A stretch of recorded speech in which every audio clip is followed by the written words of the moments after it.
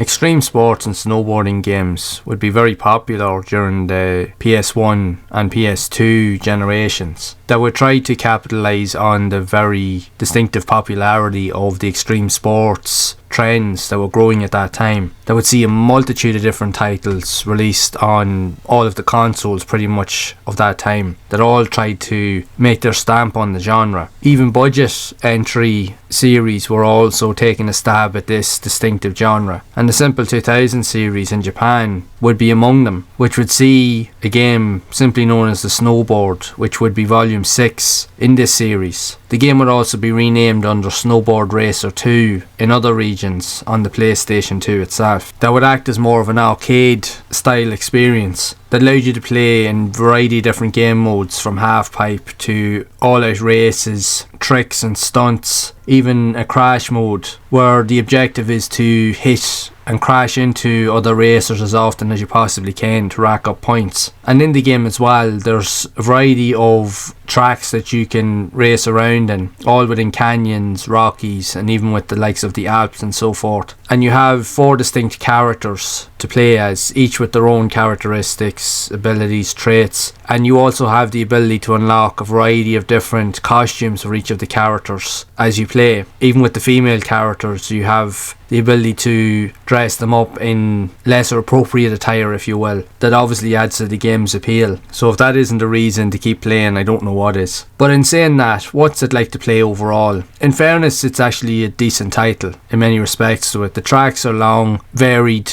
there's different routes that you can take. The graphics are fairly decent for a budget game. In fairness to them, they actually are, compared to many other games of this type that we're seeing on the console. There was even budget snowboarding games that were released on the PS1 under the Simple 1500 series, and there was one in particular just simply known as the Snowboard that just had a simple name tied to it as well, and it was also a fairly decent game, which I have covered over on my other PS1 channel, PSX Gaming Memories, and I thought that that was a fun experience. So this here plays very similar to that. If anything, it is technically the sequel to it. There's definitely enough variety here to keep you playing for a while, although I will admit the game is difficult because the AI opponents are so way ahead of the curve that no matter how good you are at the game, no matter how many tricks you can pull off, no matter your overall speed, you can never really get far away from them, and even when you do, they always catch up with you no matter what you do, and once they get ahead of you, it's pretty much game over. You have to rely on your wits and just know the course layouts and just hope that they make a mistake in between to have any chance of winning, but the chances of that happening are very, very slim. If anything, that's the main gripe that I found with the game, is just the imbalance of the AI opponents, as they're so aggressive and difficult to beat. But other than that, I found the game to be fun, although for most players, with the likes of a lot of these games, they're great to play in short bursts. Now, you won't really want to play them for hours on end. You'll probably find yourself getting a bit bored and finding it a bit repetitive if you were to play it for any length of time. But they're better played in small doses. But where you will get the most fun out of this is playing it with your mates, as there is access to different game modes that you can play with 2 players, so you can play even cooperatively in the campaigns and even just head to head against your friends. So that will also change up the dynamic as well, and that is where you will get the most fun out of it, in all fairness to it. But it's a decent title. If anything, it's one of the better games within this Simple 2000 budget series that was released in Japan. And like I said, many of these games did get ported over to other regions but were given different names as a result. Now, not all of them were, mind you, but some of them were. But in saying that, not all of them are good. Some of them are fairly decent, some of them are average, but there are ones that are quite decent, and this one here is one of the better ones. In fairness to it, it is. But if you do like extreme sports games, and if you do enjoy snowboarding games, there's no harm in giving this a try. This is a fairly decent title, like I said. It'd be well worth a bit of time being put into it to see what you think for yourself. So I would love to know your thoughts in the comments below. And if you would like to see more content around other types of quirky and unique snowboarding games and experiences like this that were also released on the PlayStation 2, and even other games that were released as part of the Simple 2000 budget series that were released in Japan, then you can leave a like on the video, subscribe to the channel, and you can check out the playlist on screen here where I have covered a lot more of those games in more detail so that you can see them in action.